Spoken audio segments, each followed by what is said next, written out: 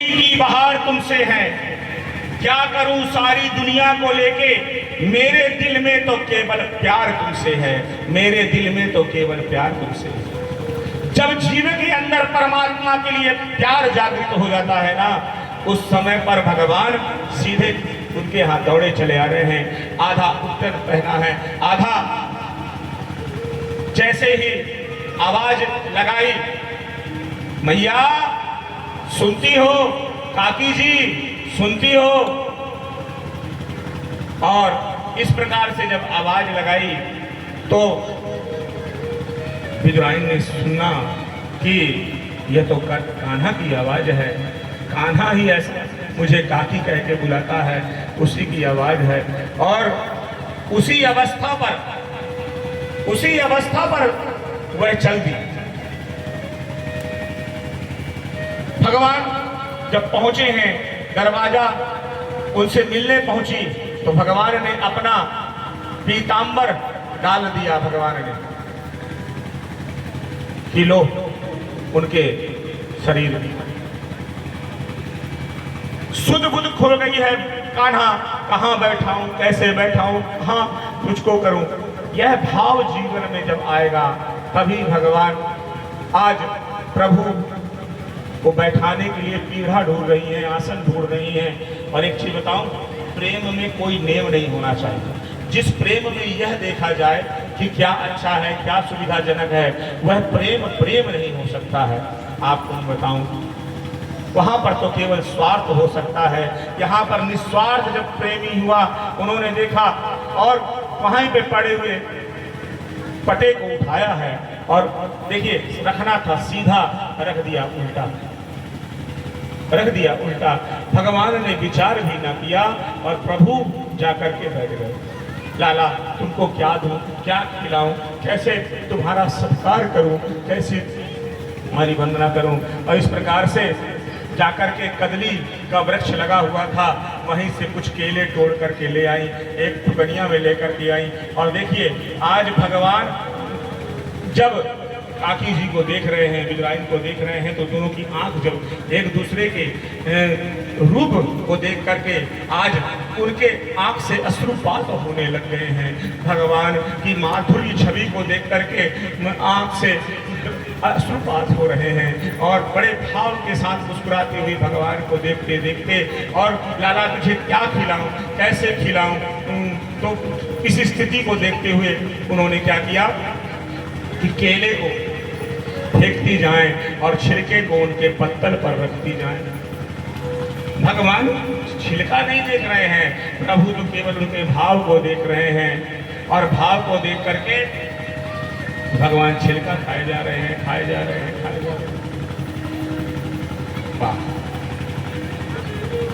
यहां से कुछ देर बाद जब विदुर जी जब आए, विदुर जी आकर के कहते सुनती हो?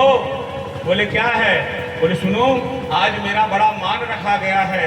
दुर्योधन की सभा में आज द्वारकाधीश श्री कृष्ण ने यह कहा कि मैं विदुर के यहाँ निमंत्रण स्वीकार करूंगा, इसीलिए मैं आपसे कहना चाहता हूं कि कान्हा कभी झूठ नहीं बोलता, निश्चित रूप से आएगा। बोले आएगा क्या, आए ही हैं, अंदर बैठे हैं। जाकर के विदुर जी ने अब उनको देखा, तब देखा कि ये स्थिति है कि केले अलग पड़े हुए हैं, छिलके। ये गोप मंडलियों से जाकर के माखन मिश्री लड्डू लेकर, अरे बोले राम राम राम राम, क्या कर दिया, कैसे लाला को तुमने क्या पवा दिया। जैसे ऐसा देखा झचकोरा, वैसे उनको ये लगा। उतने में विदुराइन भी देखी तो विदुराइन भी कहीं बताओ लाला मेरे से कितना बड़ा अपराध हो गया है। अभी तक उनको ये सुध ही नहीं थी कि मैं क्या खिला। इसलिए जब भगवान को भोग लगाओ, भगवान के प्रति भाव रहे, तो यह मत सोचना उसमें कोई नियम की आवश्यकता नहीं है, केवल भाव की आवश्यकता है। और इसके बाद जब विदुर जी ने उनको माखन मिश्री लड्डू इत्यादि प्राप्त कराने लग गए, तो भगवान ने एक और चखा। चखने के बाद कह दिया कि सुनिए दादा जी, मुझे इसमें रस नहीं लग रहा है। अतः फिर उन्होंने वह माखन मिश्री अब नहीं खाया। तो कहते हैं विदुर से बोले कि प्रभु क्षमा करिएगा। और क्योंकि भगवान को केवल भाव ही पसंद है। भाव का भूखा हूं मैं, भाव ही बस सार है। भाव से भजता है जो उसका बेड़ा पार है। भाव से भजता है जो उसका बेड़ा पार है। भगवान भाव के भूखे हैं। हम भाव भी नहीं दे सकते हैं, क्योंकि भाव बिना बाजार में वस्तु मिले न मोल। बाजार में आप जाओगे तो उस वस्तु का कोई भाव होता है ना। तो भाव बिना बाजार में वस्तु मिले न मोल, तो भाव बिना हरि कैसे मिले जो है अनमोल। तो भगवान भाव के बिना कैसे मिल सकते हैं। और भगवान आज विदुर जी को यहाँ पर सुखद दिया। और जब भगवान इस परम धाम से जाने लग गए, तब उद्धव जी ने भगवान से एक प्रश्न किया था कि आप मुझे बताइए कि प्रभु आप सब जगह पर भोजन प्रसाद प्राप्त किए, आपको कहाँ अच्छा लगा। तो भगवान ने एक ही बात कही थी कि उद्धव, मुझे 2 ही जगह पर भोजन करने में बड़ा आनंद आया। बोले कौन कौन सी जगह। बोले पहली जगह शबरी के बेर को खाने पर, और दूसरा मुझे विदुर जी के यहाँ पर साग खाने पर। तो हे, जब भी कभी आपको उद्धव जी, जब भी कभी अगर आपकी मुलाकात विदुर जी से हो तो इस बात को आप कहिएगा। इसी बात को लेकर के आज विदुर जी की मुलाकात उद्धव जी से हुई। विदुर जी की कौन सी जात है, आज उनकी मुलाकात उद्धव जी से हुई। देखिए, एक ज्ञानी संत है, एक भक्तानंद संत है। विदुर जी जो हैं वो भक्ति भाव के हैं और उद्धव जी ज्ञानी हैं। और संत जो होते हैं एक दूसरे के पूरक होते हैं। आज उद्धव जी ने विदुर जी को संपूर्ण भगवान की लीला बताई। उद्धव जी ने कृष्ण लीला का दिव्य रस स्वादन कराया और उद्धव जी ने के कंठ अवरुद्ध हो गए। और उद्धव जी से कहा, उद्धव जी ने विदुर को कहा कि विदुर जी, भगवान ने कहा था कि आप मैत्री मुनि से आपका मुलाकात होगी, वहीं से आपको ज्ञान मिलेगा। और यहाँ से उद्धव जी आगे प्रस्थान करते हैं। विदुर जी मैत्री मुनि ब्राह्मण के यहाँ पहुंचते हैं। देखिए, मैत्री मुनि बड़े भक्त थे और विदुर जी जब जाते हैं तो कहते हैं, उन्होंने स्वागत किया विदुर जी का। जाति पाति पूछे नहीं कोई, हरि का भजय सो हरि का होय। भगवान किसी की कोई जाति नहीं देखते, भक्त कभी किसी की जाति नहीं देखते, संत किसी की जाति नहीं देखते। और सुनिए, जो हरि का भजता है उसी का भगवान होते हैं। हम लोग जीवन में बहुत सारे बंधनों से बंधे हुए हैं, लेकिन परमात्मा के साथ जीव का कोई भी बंधन नहीं है। मनुष्य का सामाजिक बंधन हो सकता है, जातीय बंधन हो सकता है, लेकिन मनुष्य का केवल एक ही संबंध है परमात्मा से, वह है वास्तविक संबंध। उस वास्तविक संबंध में परमात्मा किसी की जाति नहीं देखती। और सुनिए, मैं आपको एक चीज बता दूं, कोई भी जाति बड़ी और छोटी नहीं होती। कोई भी जाति बड़ी और छोटी नहीं होती, उसके कार्य जाति मात्रेण कम किश्चित बद्धते पूजते क्वचित। शास्त्र में लिखा है कि कोई जाति मात्र से पूजने योग्य नहीं होता। व्यवहारे परीक्षाया बद्धते पूजते यथा। व्यवहार के द्वारा ही व्यक्ति का पूजन होता है और व्यवहार के द्वारा ही व्यक्ति का वध होता है। कोई जाति बड़ी और छोटी नहीं होती है। आप जिस समाज में ये कथा हो रही है, उस समय पर उस समाज में एक संत हुए महाराष्ट्र में, गाड़गे जी महाराज, बड़े भारी संत हुए। क्या रजक समाज में संत नहीं हुए? एक से एक वीतरागी संत हुए। क्या साहू समाज में, मुझे ये बताइए, क्या साहू समाज में कोई संत नहीं हुए? साहू समाज में कर्माबाई हुई, दानवीर भामाशाह हुए और राजीवा माता, ऐसे ऐसे संत हैं। तो जाति कोई बड़ी और छोटी नहीं होती, हर जाति में महान लोग होते हैं। व्यक्ति का व्यवहार और व्यक्ति का आचरण ही उसको समाज में पूजनीय करता है।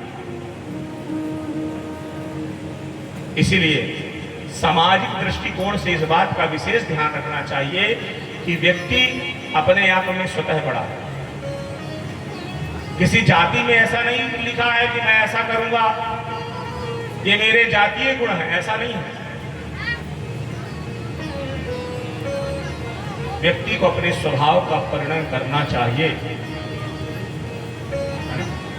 इसलिए व्यक्ति जब तक अपने जीवन में इन कुतर्कों पर पड़ा रहेगा तो निश्चित रूप से मानिएगा उसका उत्थान कभी नहीं होगा। एक छत्तीसगढ़ में रामनामी समाज है, जो अपने पूरे शरीर में राम नाम गुदवाते हैं। आप देखे भी होंगे आजकल टीवी में भी बहुत दिखते हैं। पूरे शरीर में समाज में उनको बहिष्कृत कर दिया, लेकिन उन्होंने सामाजिक दृष्टिकोण से भी बहिष्कार को स्वीकार करते हुए अपने पूरे शरीर में राम नाम लिखवा लिया और पूरे शरीर में राम नाम लिखवा करके सभी प्रकार के जितने भी अवयव हैं उनको छोड़ दिया, परित्याग कर दिया और राम का भजन करते हैं। उनके संतानें हैं, बच्चे हैं, पुत्र है, उनका एक कुटुंब है पूरा। तो आज के समय उनको समाज में प्रतिष्ठित हो गए। जीवन में कभी अपने आप को छोटा मत समझो। मैं तो कहा करता हूं कि जिस देश जाति में जन्म लिए बलिदान उसी पर हो जाओ। जहां पर आपने जन्म लिया है, जिस कुल में, जिस समाज में, जिस जाति में, वहां पर आप अपने आप को छोटा क्यों समझते हो जी? छोटा समझने की आवश्यकता नहीं है। अपने कुल के गौरव को जो व्यक्ति नहीं जानता, अपने अंदर के पावर को नहीं जानता, जब तक हनुमान जी ये नहीं जानते थे कि मेरे अंदर का बल क्या है, तब तक हनुमान जी लंका नहीं पार कर पाए। आपको आपकी जाति का ही बोल नहीं है, आपने केवल इतना ही जान लिया कि हम इसमें जन्म लेंगे तो दारू पिएंगे, हमारा स्वभाव है, मांसे खाएंगे, गलते बोलेंगे। ऐसा है क्या? कहीं लिखा है क्या? कौन कहता है कि आप किसी भी जाति में जन्म लेकर के भगवान का भजन नहीं कर सकते? गीत जटायु किस जाति के थे? आप मुझे बताइए। विदुर जी किस जाति के थे? बताइए। गणिका किस जाति की थी? बताइए। अरे मीराबाई ने जाकर के और संत रविदास जी से गुरु मंत्र लिया मीराबाई जी ने, जबकि क्षत्रिय क्षत्राणी थी मीराबाई, और जाकर के रविदास जी से मंत्र लिया, मंत्र दीक्षा ली। आज जाति समाज पंथ भेद के मामले पर आप के सामने भटकाने वाले बहुत सारे लोग आएंगे, क्योंकि वो आपको पहले हीन बताएंगे, फिर आपको दीन बना देंगे, फिर अज्ञानी बना देंगे और फिर उसके बाद अपने तरीके से मोड़ लेंगे। आज जो धर्म परिवर्तन होता है वह किनका होता है?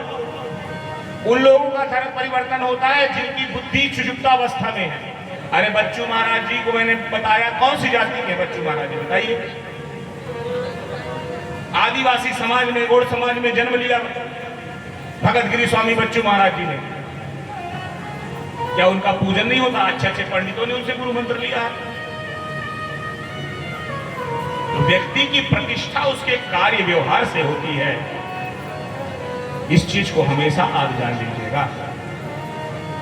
अगर आप दबे कुचले हैं, समाज में वंचित हैं, तो उसका कारण वो आप खुद हैं, ना कि कोई ऐसी व्यवस्था।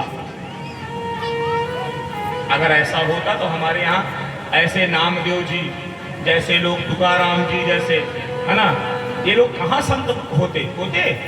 कभी नहीं होते, कोई नहीं होता। इसलिए जीवन में इस बात का ध्यान हमेशा रख लेना कि जाति मर्यादाओं से ऊपर उठ करके आपको समाज में अच्छा काम करना है। समाज का, अपने परिवार का, अपने कुल का, अपने गांव का सृजन करना है। यह गांव आप सभी समृद्ध लोगों का है। इस गांव में ऐसी दुर्वृत्ति ना आए। जब मैं इस कछरवार गांव में आया, मुझे बहुत अच्छा लगा। समाज में बड़ी व्यवस्था, सब में बड़ा प्रेम है, बड़ा सम्मल है, सबके साथ बड़ा अच्छा व्यवहार है। इसलिए इस समाज की एकता को जब तक आप बड़े लोग जीवित हैं, इस बात का विशेष ध्यान देना कि सामाजिक हमारी जो है वह हमारे यहाँ की परंपरा, कुल प्रतिष्ठा यह खंडित ना होनी पाए। इसका विशेष ध्यान दीजिए, क्योंकि ऐसा गांव बनना बड़ा सहज बात नहीं है। इसमें कोई विकार ना आए, किसी प्रकार का मनभेद ना हो, किसी प्रकार का मतभेद ना हो। इस विषय का विशेष ध्यान देना और घर में, समाज में यह आचरण डालने का प्रयास करिए कि शुभ आचरण हमारे बच्चों और परिवार कुटुंबीजनों के अंदर पड़े। मैत्री मुनि जी को उद्धव जी ने भगवान के समस्त प्रसंगों को सुनाया है।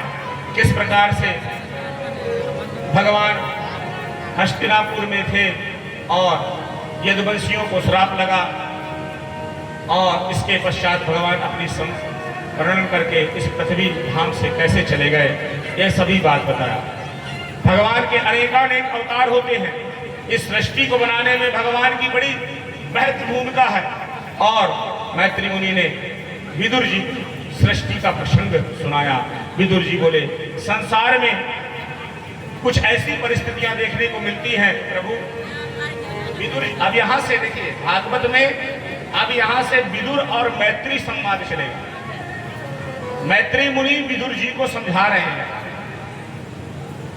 उन्होंने कहा कि संसार में मैं देखता हूं, कोई सुखी है, कोई दुखी है। किसी के पास खूब सारी प्रतिष्ठा है, किसी के पास कुछ भी नहीं है। ऐसा क्यों प्रभु? तो कहते हैं यह सब अपने अपने कर्मों के द्वारा ही लोग भोगते हैं। व्यक्ति कोई किसी को कष्ट नहीं दे सकता, कोई किसी को मार नहीं सकता। मैं एक आपको बात बताऊं कि जीवन में सुख और दुख, लाभ और हानि, यह हमारा ही किया हुआ होता है। इसका कोई अलग सृजन करने वाला नहीं होता। यह हम अपने आप खुद उत्पन्न करते हैं। एक बहुत अच्छी बात तुलसी बाबा जी कहते हैं, को न कहु सुख दुख करदा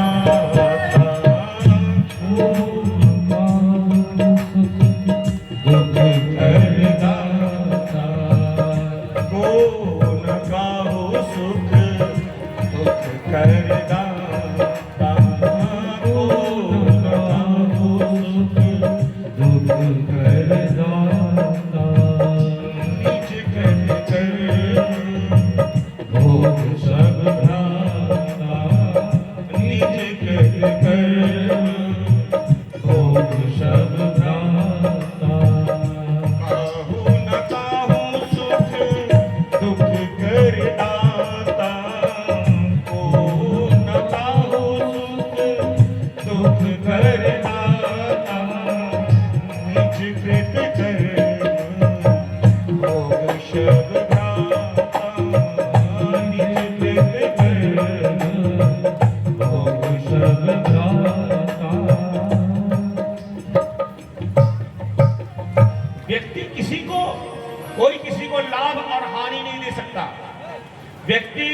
अपने ही गुण प्रभाव स्वभाव के कारण ही दुख को झेलता है।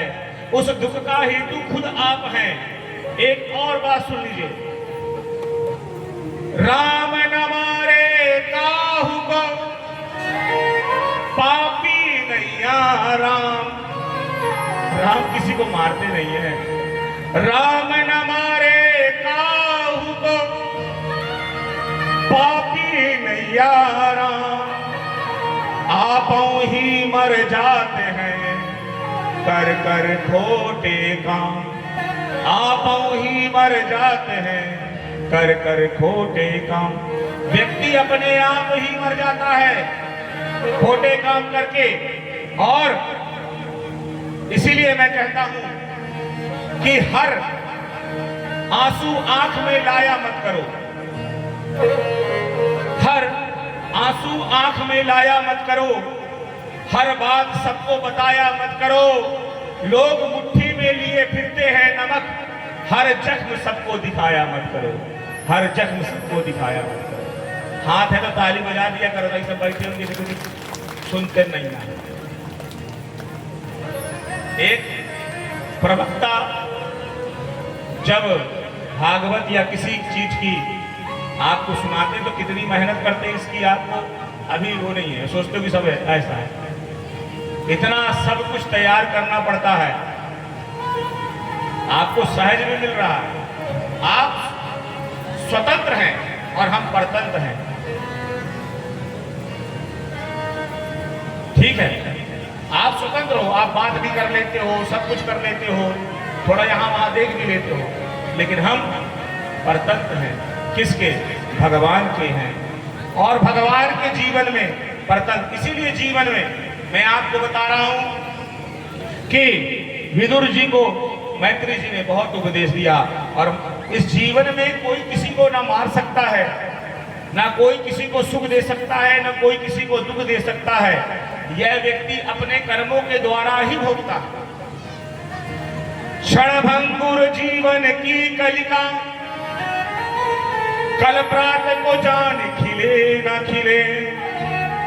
मलयाचल की सुचि शीतलता सुधि संत समीर मिले न मिले। कलिकाल कुठार लिए फिरता तन नम्र है चोट छिले न छिले। रट ले हरि नाम अरी रसना। रट ले हरि नाम अरी रसना। यह अंत समय हिले न हिले। यह अंत समय हिले न हिले। इसीलिए जीवन में भगवान का नाम रटते रहोगे तो जीवन में आपका कल्याण होगा। और भगवान किसी को कष्ट नहीं देते, भगवान किसी को पीड़ा नहीं पहुंचाते, और भगवान किसी को कष्ट देने का तो है ही नहीं, क्योंकि वो आनंद के सिंधु सुख राशि हैं। इसीलिए कहते हैं मान मेरा कहना नहीं तो पछताएगा। माटी का खिलौना माटी में मिल जाएगा। अरे मान मेरा कहना नहीं तो पछताएगा। मान मेरा कहना नहीं तो पछताएगा। माटी का खिलौना माटी में मिल जाएगा। माटी का खिलौना माटी में मिल जाएगा। मान मेरा कहना नहीं तो पछताएगा। मान मेरा कहना नहीं तो पछताएगा।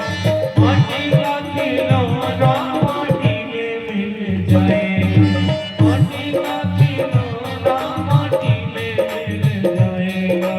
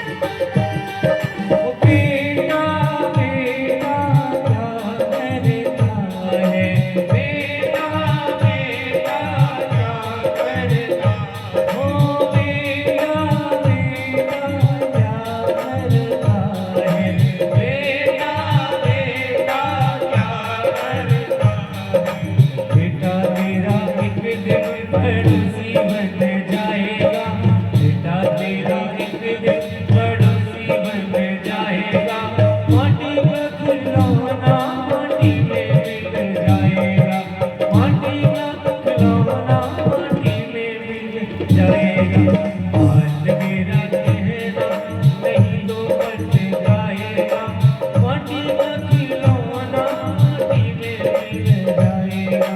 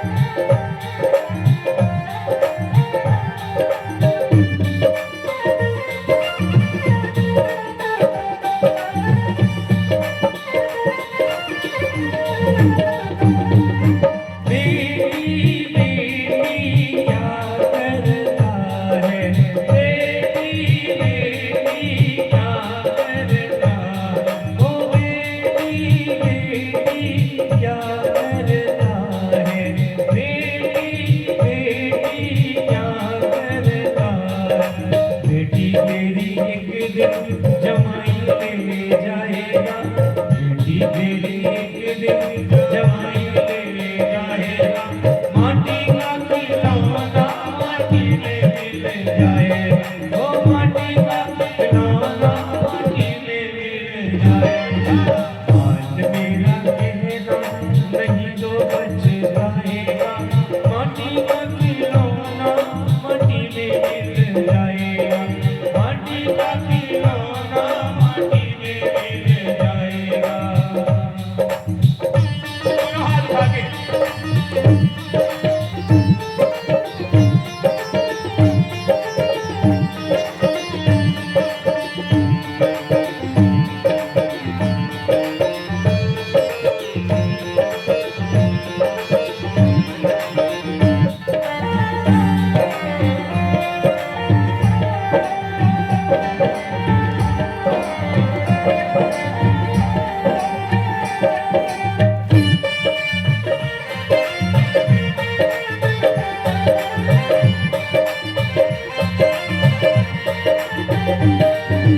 माया माया क्या करता है, माया माया क्या करता है, ओ माया माया क्या करता है, माया माया क्या करता है।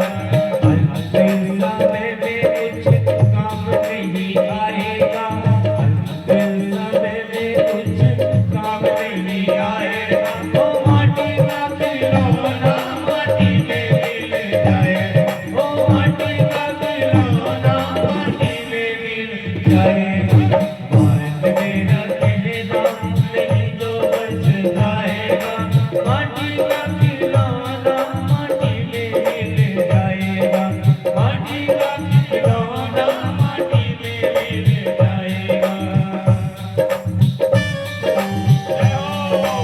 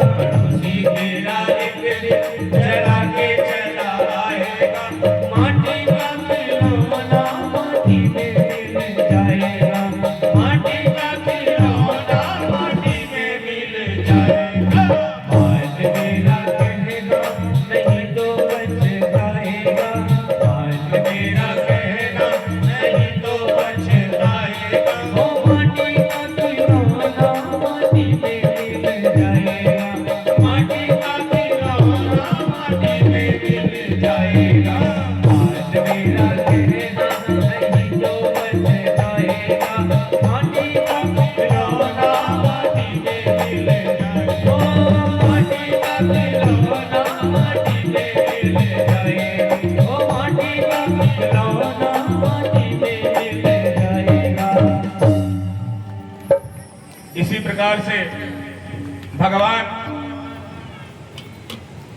मैत्रेय जी विदुर जी को बहुत उपदेशात्मक कहते हैं।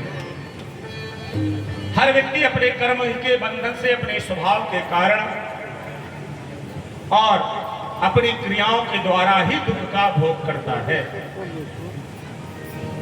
प्रभु भगवान का अवतार क्यों होता है और भगवान किस लिए भूधरा पर आते हैं? तो बोले सुनिए, जब दुष्टों का आतंक बढ़ जाता है और सज्जनों को पीड़ा होने लगती है, जहां पर गायों का, जहां पर कन्याओं और स्त्रियों की लज्जा के साथ खिलवाड़ होने लग जाते हैं, जहां पर शुचिता पवित्रता नष्ट हो जाती है, जहां पर व्यक्ति पशुवत जीवन आचरण करने लग जाता है, जहां पर ज्ञान और वैराग्य की शून्यता होने लगती है, दुष्टों का आतंक बढ़ने लगता है, जहां पर सज्जनों की बातों का ध्यान न दे करके और अनर्गल बातों पर बात की जाती है, ऐसे समय पर भगवान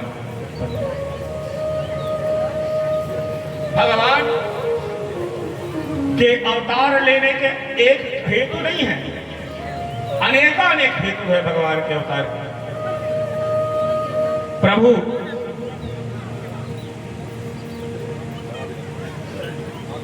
मैंने सुना है कि एक अवतार में भी भगवान का एक अवतार सुअर का अवतार हुआ। प्रभु मुझे बताना चाहिए, बताइए प्रभु ये कैसे हो गया? बोले सुनो, कश्यप जी महाराज की पत्नी अदिति, सबसे कश्यप जी महाराज की जो पत्नी है अदिति और दिति, तो दिति सबसे बड़ी। दिति ने एक दिन कश्यप जी महाराज से कहा कि मेरी और भी बहुत सारी जो बहनें हैं वह पुत्रवती हैं, अतः मुझे भी आपसे पुत्र की इच्छा है प्रभु। लेकिन जहां पर कहा वह समय गलत था। सायंकाल की वेला में इन्होंने रति प्रसंग करना चाहा और संसर्ग क्रिया करने के लिए दुराग्रह कर दिया। कश्यप जी महाराज ने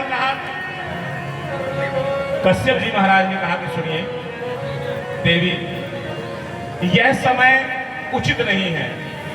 इस समय पर शंकर के गण भ्रमण करते हैं, इसलिए यह समय उचित समय नहीं है। लेकिन दिति के अथक प्रयास के द्वारा उन्हें भी उनके सामने झुकना ही पड़ा। मैं आपको बताऊं, 4 काम सायं के समय कभी नहीं करने चाहिए। 4 कर्म जो हैं वो सायं के समय कभी नहीं करना चाहिए। चत्वार्थे तानि कर्माणि संध्यायां वर्जते बुधः। ध्यान लगा करके नोट कर लीजिएगा, समझ लीजिएगा। चत्वार्थे तानि कर्माणि संध्यायां वर्जते बुधः। आहारम मैथुनम निद्रा तथा संपाठमेव च। 4 चीज सायं के समय नहीं करना चाहिए। कौन सी? आहार, भोजन नहीं करना चाहिए, या संध्या हो जाने के बाद करिए या संध्या के पूर्व करिए भोजन। फिर क्या? मैथुनम, स्त्री प्रसंग इत्यादि, और निद्रा कभी सायं के समय नहीं सोना चाहिए। और चौथी बात, पढ़ना नहीं चाहिए। जब विद्या अध्ययन करने जाओ तो सायं के समय जो है गौ देवली की वेला में विद्या अगर लेकर के पढ़ोगे तो आपको नहीं आएगा, तो नहीं करना चाहिए। अच्छा, इससे होता क्या है? अच्छा, ये हम कर भी ले तो होता क्या है? करके भी देख लीजिएगा, क्योंकि मनुष्य जब तक करता नहीं, जब तक आप दूसरे की गलती से जो सीखे उसको मनुष्य कहते हैं। जो अपनी ही गलती से सीखे उसको थोड़ा ना मनुष्य कहते हैं। कहने का मतलब, आहार जायते व्याधि आहार से आप आहार करेंगे तो व्याधि उत्पन्न होगी। आहार जायते व्याधि और रौद्र गर्भस्य मैथुनम। अगर समय पर गर्भाधान संस्कार किया गया तो उसके द्वारा दुष्ट ही पैदा होगा। आप जान लीजिए। निद्रायो जायते लक्ष्मी, निद्रा से लक्ष्मी जाती है। और संपाठनदायतः क्षया, और पाठ करने से बुद्धि का क्षय होता है। इसीलिए सायं के समय ये 4 कार्य नहीं करना चाहिए। देवी को बड़ा समझाया, कश्यप जी महाराज ने, देवी ने माना नहीं, देवी ने दूसरा भी कर दिया। तो कश्यप जी महाराज ने श्राप दे दिया, बोल दिया सुनो, आपकी हमारे संसर्ग से तो गर्भ धारण होगा, लेकिन मैं तुम्हें श्राप देता हूं कि यह जाकर के दैत्य हो जाए, ये दैत्य हो जाए। दीदी ने पैर पकड़ लिया, स्वामी आप क्या कह रहे हैं कि दैत्य हो जाए? बोले अब तो जो मैंने कह दिया उसका प्रभाव तो पड़ेगा। और सुनिए, हमेशा गलत काम का जो जैसा बीज डालता है उसका वैसा ही प्रभाव पड़ता ही है, इसीलिए वह प्रभाव कहीं जाएगा नहीं। तो प्रभु आप मुझे इन बालक जो होंगे उनके कष्ट की निवृत्ति करिए। बोले सुनो, ये दुष्ट तो हो जाएंगे, लेकिन इन्हें मारने जो होगा वो खुद भगवान आएंगे। तो इनका जो वध होगा वो भगवान को अवतार धारण करना पड़ेगा। तब दीदी ने प्रसन्नता की। और सुनिए, और इसके पश्चात आपका जो पौत्र होगा वो बड़ा धार्मिक होगा, इस प्रकार से कहा है। इसके बाद सनकादिक देवता एक बार भगवान विष्णु के यहाँ जाते हैं और वहां पर एतौ तो पार्षतो मह्यम जयो विजव एव चहा एतर्थी कृत्यगाम युद्धो बृहस्सा स्मृतिमतः। ब्रह्मा के मानस पुत्र हैं सनक, सनंदन, सनत कुमार। ये 4 जो हैं ये ब्रह्मा के प्रथम पुत्र। इन्होंने एक बार नारायण प्रभु का दर्शन करने के लिए गए। जय और विजय नामक 2 द्वारपाल थे। अब तो द्वारपाल जो हैं भगवान के वह दुष्ट नहीं थे, लेकिन इन्होंने हठ पूर्वक अंदर भगवान, अब द्वारपाल का काम ये है, ऐसा कहीं ग्रंथ में नहीं लिखा था। नहीं, ये बताइए, जिसके स्वामी नारायण हो क्या उनके द्वारपाल दुष्ट हो सकते हैं? कभी नहीं हो सकते। ठीक है, तो भगवान के जो 2 द्वारपाल थे उन्होंने ये कहा कि प्रभु आराम कर रहे हैं, अतः थोड़ा आप स्थान ले लीजिए, फिर चले जाइएगा। यहाँ सनत कुमारों को यहाँ पर क्या हो गया, गुस्सा आ गई। बोले सुनो, हमारे पिता से हमको रोक रहे हो। बोले सुनिए, अभी प्रभु विश्राम पर हैं, इसलिए अभी नहीं जाओ। तो इन्होंने क्या कर दिया, धक्का मुक्की हो गई इनके साथ। जब धक्का मुक्की हो गई तो सनत कुमारों को क्रोध आ गया। तो सनत कुमारों ने क्या कर दिया कि श्राप दे दिया, जिसका परिणाम फलस्वरूप यह हुआ कि यही दोनों पार्षद जाकर के आगे राक्षस की योनि हिरणाक्ष और हिरण्याकश्यप के रूप में अवतरित हुए। अब देखिए, ये हिरण्याकश्यप कौन है और हिरणाक्ष कौन है? हिरणाक्ष कहते हैं लोभ को, हिरणाक्ष का मतलब है लोभ और हिरण्याकश्यप का मतलब है अभिमान। और ये कश्यप कौन है? पश्यति पश्यः पश्यकः एव कश्यपः। जो सद्गुण को अपने अंदर धारण कर लिया हो वही कश्यप है। और जब सद्गुण के अंदर लोभ और अभिमान आ जाता है तब भगवान को अवतरित होना पड़ता है। अब यहां पर यह जो बुद्धि है, लोभ बुद्धि, इनका अवतरण हुआ। एक बार की बात है कि पृथ्वी को हर करके पृथ्वी समुद्र में समाहित हो गई। भगवान श्री ब्रह्मा के नासिका से एक छोटा सा अणु निकला और वह जाकर के क्या बना, बारह का रूप धारण किया और पृथ्वी को लेकर के भगवान बारह स्थापित कर दिए। यहां पर हिरण्याक्ष बलशाली हो गया। अब इतना बलशाली हो गए हिरण्याक्ष कि सबसे युद्ध करने के लिए तैयार हो गए। भगवान वाराह ने पृथ्वी को धारण किया हुआ था और ये युद्ध के लिए आतुर हो गया। ये दौड़ा दौड़ा भगवान शंकर के पास कि युद्ध करो। भगवान शंकर ने कहा सुनिए, हम तो भगवान का भजन करते हैं, हम क्या युद्ध करें। इंद्र के पास गया। इंद्र ने कहा कि प्रभु मैं आपसे युद्ध करने में असमर्थ हूं। सभी हो जाते। भगवान तो शंकर भजन में थे। ब्रह्मा सृष्टि की रचना ही कर रहे थे और कहे कि सुनो, आपको युद्ध करने के लिए एक बहुत बलशाली पहलवान हमने पृथ्वी पर भेज दिया है, जाओ ढूंढो। ये आकाश मार्ग से होता हुआ विचरण कर रहा था। उतने में नारद जी वहां पर पहुंच गए।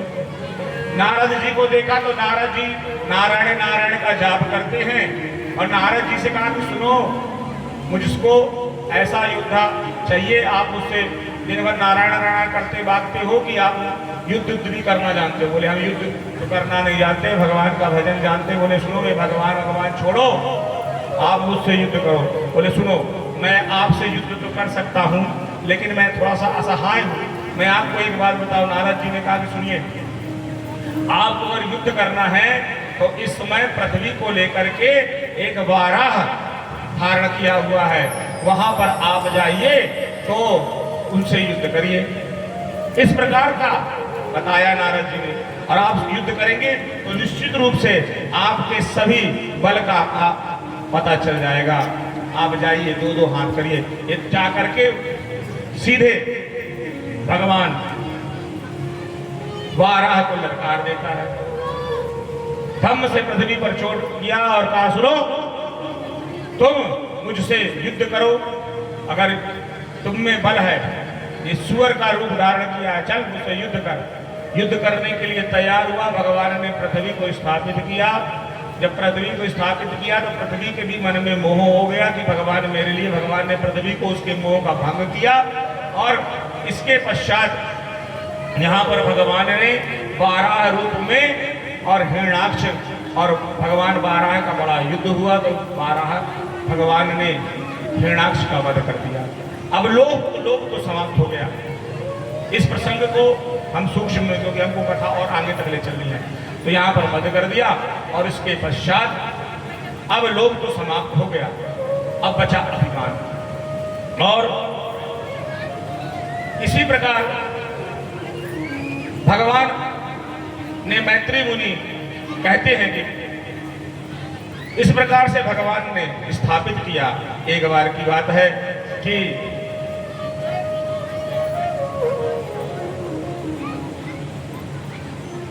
कर्दम मुनि जो थे, स्वयंभू मनु की संतान कर्दम मुनि, उनका सीधा अर्थ है ना, कर्दमः इति कर्दमः, जो अपने इंद्रियों का दमन कर ले उसे कर्दम कहते हैं। और जो गृहस्थ जीवन में जी करके भी अपने जीवन का सदुपयोग और निर्वाहन करे उसे कर्दम कहते हैं। कर्दम जी महाराज तपस्या कर रहे थे। तपस्या में इतने लीन हो गए कि उन्हें कोई सुध बुध ना रही। एक दिन जब उनकी निद्रा खुली तो उन्होंने मन में विचार किया कि संसार के लोग देखिए विवाह करते हैं, पुत्र पुत्रादि को जन्म देते हैं, सभी कितने आनंद के साथ रहते हैं, अतः मुझे भी विवाह करना चाहिए। ये जीवन भी क्या जीवन है, जिस जीवन में हमको स्त्री सुख प्राप्त ना हो, ऐसा जीवन भी किस काम का। अब ये विवाह के लिए कर्दम जी तपस्या करने लग गए। जब कर्दम जी तपस्या करने लग गए तो भगवान प्रसन्न होकर के करदम जी को आकर के आशीर्वाद दिया। करदम जी ने भगवान को देखा तो भगवान कहते हैं मांगो, क्या मांगते हो? करदम जी ने कहा कि प्रभु मुझे कुछ नहीं चाहिए, मैं आपसे कुछ लेने के लिए असहाय हूं। भगवान ने सोचा कि मुख से कुछ मांग नहीं रहा है, लेकिन तपस्या तो शादी के लिए कर रहा था, विवाह के लिए, और बोल कुछ नहीं रहा। बोले सुनो, हम चाहते हैं करदम कि आप ना विवाह। बोले आप नीचे मुंडी गड़ाए हैं, है ना? करदम जी कहते हैं विवाह नहीं प्रभु। जैसे कहते ना मन में लड्डू है और मुंह से ना मन में लड्डू तो फूट ही रहे थे विवाह के लिए, मुंह से नहीं कर रहे थे। बोले आप विवाह कर लीजिए। बोले प्रभु अगर आप कहते हो तो कर लेते हैं, चलिए, अगर आपने कहा है तो विवाह भी कर लेते। बोले तो विवाह किए हैं तो कहीं देखे हैं? बोले सुनो, हम आपको बताते हैं, स्वयंभू मनु की जो पुत्री हैं उनसे विवाह कर लीजिए। उनके यहाँ हमने आपका विवाह सुनिश्चित कर दिया है। तो स्वयंभू मनु की पुत्री कौन है? स्वयंभू मनु की 5 संतानें हैं, आकुति, देवहूति, प्रसूति, और ये 3 कन्याएं हैं और 2 पुत्र हैं, प्रियव्रत और उत्तानपाद। ये 2 पुत्र हैं। उनकी जो बीच वाली पुत्री है देवहूति के साथ आपका विवाह सुनिश्चित कर दिया गया है। अगर करदम जी आपके पास अगर आते हैं विवाह का प्रस्ताव लेकर के स्वयंभू मनु, तो आप उन्हें मना मत करिएगा, विवाह कर लीजिएगा। बोले ठीक है, लेकिन प्रभु मैं एक शर्त पर विवाह करूंगा। बोले क्या? विवाह तभी करूंगा जब आप मेरे यहाँ संतान बन के आएंगे, क्योंकि मैं आपकी माधुर्यता को अपने आंखों में बसा लिया हूँ, इसलिए मैं आपको चाहता हूँ। भगवान ने वरदान दे दिया। एक वस्तु प्रभु वहां से चले गए और यहाँ पर करदम जी का विवाह देवहूति जी के साथ हुआ। और जब इस प्रकार से विवाह हुआ सुनिश्चित और बड़े धूमधाम के साथ किया। देखिए कितनी बड़ी राजकुमारी है और महलों में पड़ी हुई, और यहाँ पर करदम जी जो हैं वह बीतरागी संत। विवाह करके जब लेकर के आए तो कहाँ पर लेकर के आए? अपनी कुटिया पर लेकर के आए। आज की अगर कोई स्त्री होती तो पल भर में छोड़ करके चली जाती। आज तो अच्छे खासे व्यक्ति को पैसा मिल जाए, धन मिल जाए, संपत्ति मिल जाए, तो वह अपने पति का भी परित्याग कर देती। आज के समय अगर कोई रावण हरण करके ले जाए और कह दे कि संपूर्ण सोने की लंका तुमको दे दिया, तो उतने भी पति बदल दो।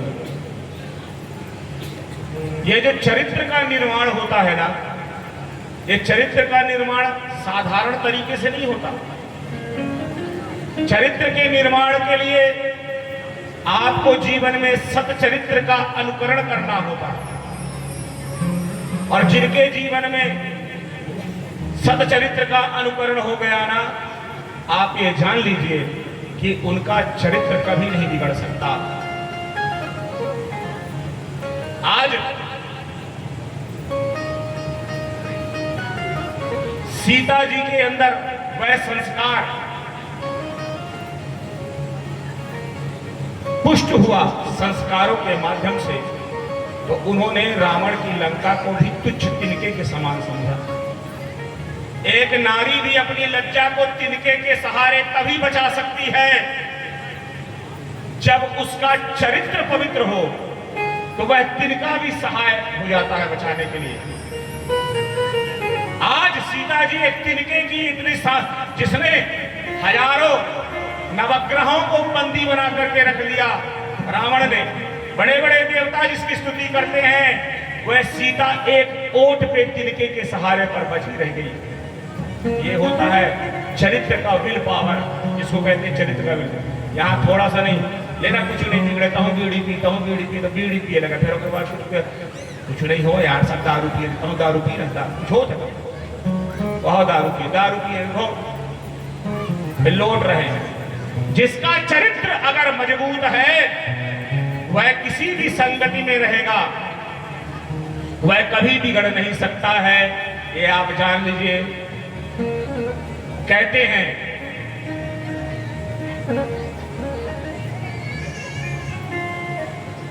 तुलसी संग कुसंग को का करी संत कुसंग, चंदन विच व्यापत नहीं लपटत रहत भुजंग।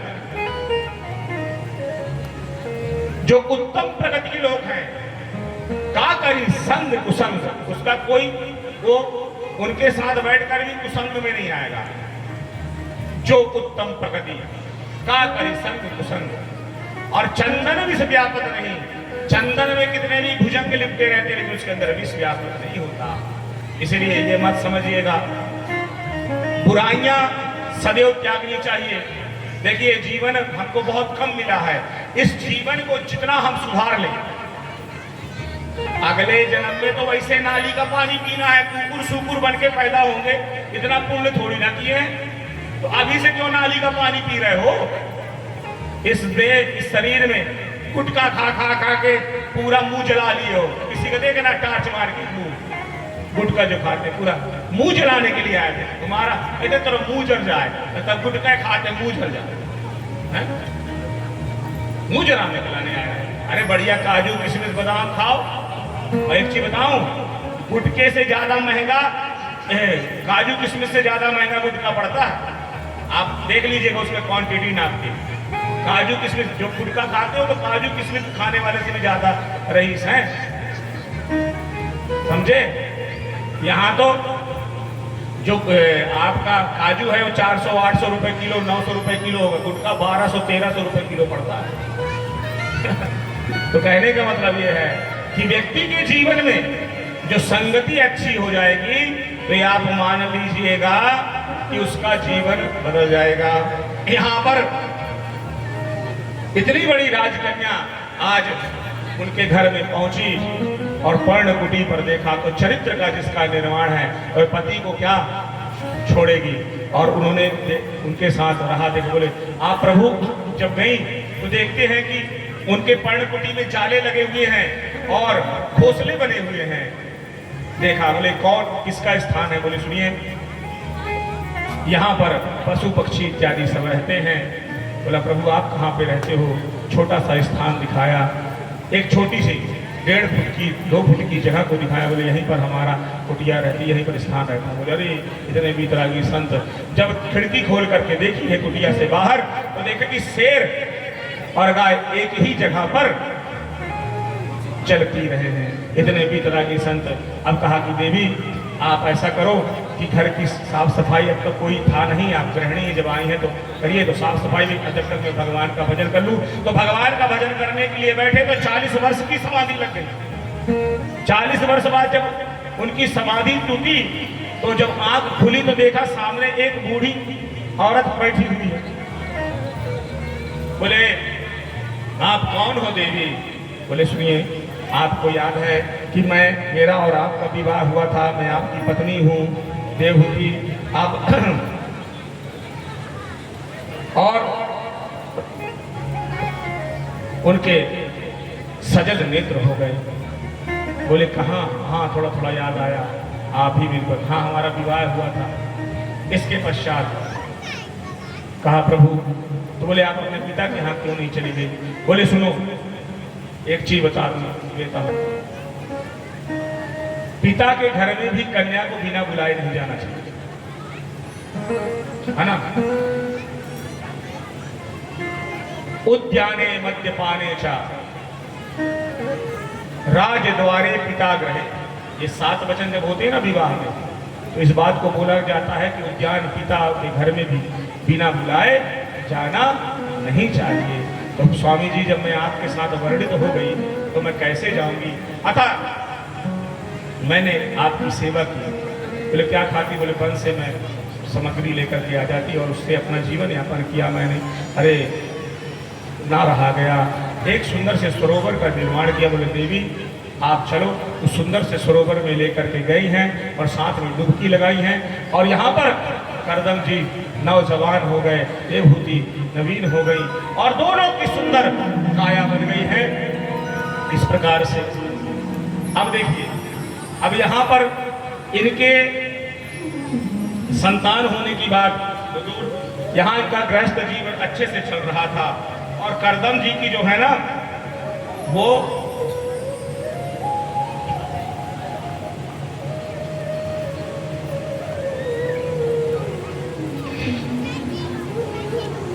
जो करदम जी की 9 पुत्रियां हो गई, वह 9 पुत्रियां हो गई। अब पुत्र होने की तो बात, और यह 9 पुत्री सीधे किनको ब्याही गई, ऋषियों को ब्याही गई। इनका ब्याह जो हुआ, इनका विवाह जो हुआ, इनकी जो पुत्री हैं कला, उनका विवाह मरीचि के साथ हुआ। और दूसरी पत्री जो पुत्री थी अनसुईया, उनका विवाह हुआ अत्रि जी के साथ हुआ। इसी प्रकार इनका विवाह सभी जगह हुआ।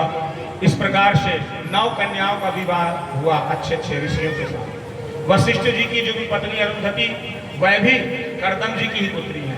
कला भी करदम जी की ही पुत्री है। इस प्रकार से 9 पुत्रियों का विवाह हो गया। अब यहाँ पर करदम जी ने सोचा कि अगर मैं यहाँ पे क्या करूँगा रह करके, उन्होंने कहा कि सुनिए अब हम चलें।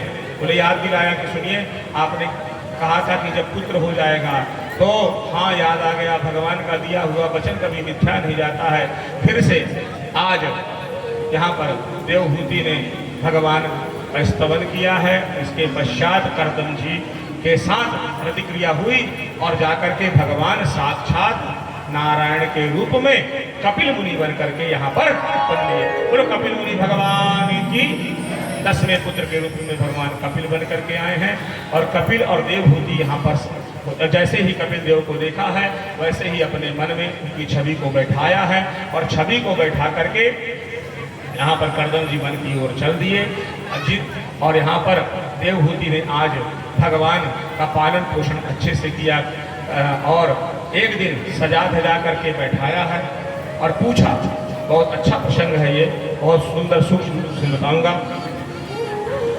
कहा जब उनकी आरती पूजन करने लग गए तो कपिल मुनि ने कहा कि माँ ये क्या कर रही हो, ये उल्टी गंगा कहाँ से बहा रही हो। बोले सुनिए, निर्णाम निरतरम भूयन सन्निधि तरणाय चह येन संपेत भावेन प्रसन्नात् तमः प्रभु। कपिल से कहते हैं कि सुनिए मेरी इंद्रिय जो हैं आज मेरा साथ नहीं दे रही हैं। मैं आपसे चाहती हूँ कि आप मुझे बताएं। मैं आपसे एक बात करना चाहती हूँ कि मेरी परिस्थिति इस प्रकार की बन रही है।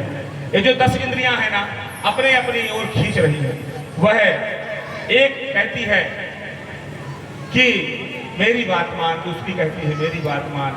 मैं इंद्रियों की वशीभूत होती चली जा रही हूँ। क्या जीव का संबंध इंद्रियों से है, परमात्मा का संबंध इंद्रियों से है।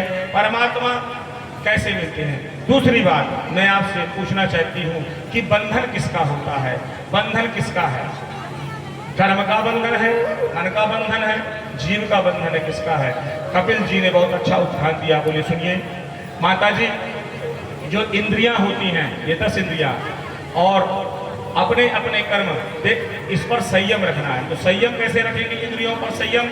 इंद्रियों पर संयम केवल भगवान के चरित्रों का और भगवान के गुणानुवाद से इंद्रियों का संयम। इंद्रियों के लिए क्या करना है, इंद्रियों के लिए आपको शौच स्मृति क्रिया इत्यादि से निवृत्त होना है और जीवन में आप अपनी इंद्रियों को भगवान की तरफ मोड़ दो। बोले कैसे मोड़ दो। बोले इस प्रकार से मोड़ दो कि जैसे हमने जीवन में हमें भोजन करना है तो भोजन को प्रसाद बना दो, भगवान को भोग लगाओ, भगवान को अर्पित करो। हमें वस्त्र अच्छे पहनने हैं तो वस्त्र को भगवान को दिखा करके अर्पण करके पहनो। देखिए ये जो इंद्रियां हैं ना, ये हमको जीने नहीं देती। सब अपनी अपनी ओर खींचती हैं। नाक कहती है अच्छा सूंघो, आंख कहती है अच्छा देखो, जीभ कहती है अच्छा, त्वचा कहती है अच्छा स्पर्श करो, है ना। ये सब अपनी अपनी ओर खींचते हैं। तो कैसे करें। बोले इसको भगवान की ओर मोड़ दो। इस इंद्रियों, अगर आप विषयों की ओर मोड़ोगे तो विषयासक्त हो जाएगी इंद्रियां। आप देख लीजिए, जहां आप मोड़ोगे वहीं पर मुड़ जाती है इंद्रियां। तो कैसे करें? देखना इंद्रियों के न घोड़े बढ़े, इसमें हरदम ही संयम के कोड़े पड़े। अपने अपने पथ को शुमारग लगाते चलो, कृष्ण गोविंद गोपाल गाते चलो। और कैसा? इस इंद्रियों के द्वारा कृष्ण गोविंद को, तो भगवान की करुणामय भगवान की तरफ इंद्रियों को मोड़ दोगे और संसार की तरफ मोड़ोगे, वही आपके बंधन का कारण बन जाता है। माता जी, आपने पूछा कि इसका संबंध मन का संबंध है कि बंधन का संबंध है? बोले कोई किसी का ना माता है, न पिता है, न पुत्र है। यह तो सब अपने अपने कर्मों के और अपने अपने जीव, जहाँ पर जिसको जन्म लेना होता है वहाँ पर उसका जन्म हो जाता है। कौन किसका माँ, कौन किसकी पुत्र, कौन किसका वो, ये तो जीव के शारीरिक संबंध है। हमारा संबंध तो केवल नित्य नियंत्र श्री भगवान के साथ है, उनके पाद पद्मों में हमारा संबंध है। तो बोले कैसे? बोले